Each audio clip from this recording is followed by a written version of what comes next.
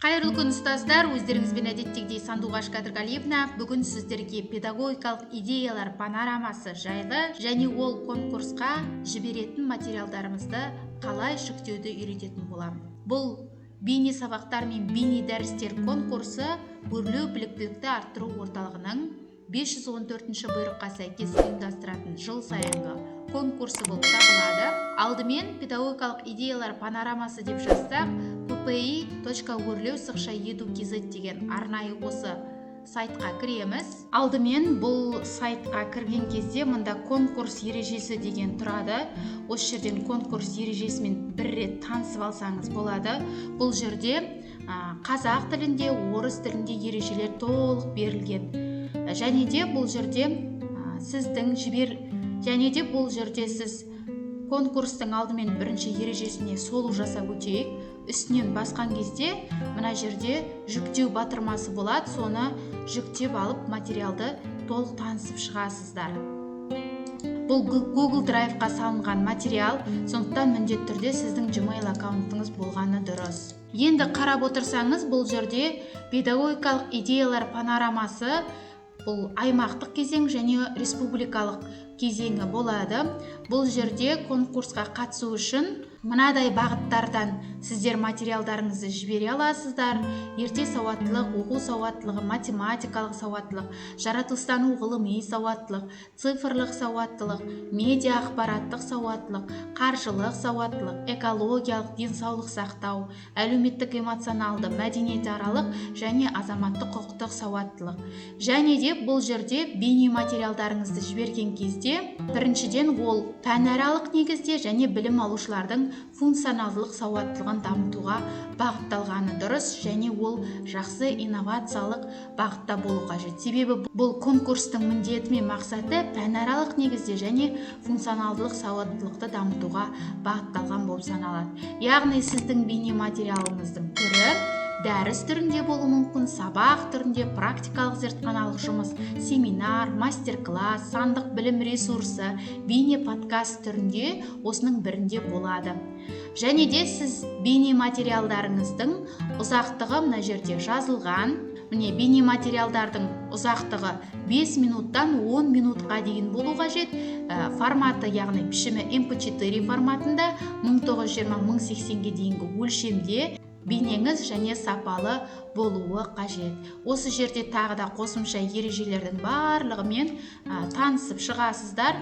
Содан кейін төменгі жаққа өтетін болсаңыз, әр бағытқа толық сипаттама берілген. Осылай төменіректе толық ережелермен танысып өтсеңіз болады. Одан кейін сіздің конкурстық материалыңызға өзектілігі, дәлдігі, пәнаралық интеграциясы, инновациялығы, әдістемелік құндылығы, сөйлеу мәдениеті және аудио мен бейненің сапасы жөнінен бағаланатын болады. Сондықтан да міндетті түрде бұл сайысқа қатысуға сіздерге кеңес беремін. Өзім 2 жыл қатарынан қатысып келе жатырған осы сайыстың жеңімпазы болып саналамын.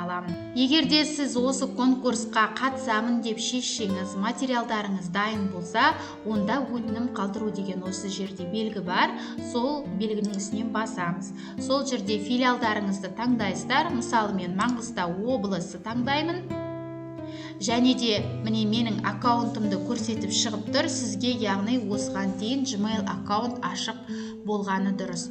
Одан кейін бейне материалыңыздың атауын жазасыз. Одан кейін мында қатысатын номинациямды таңдаймын. Мысалы цифрлық сауаттылық.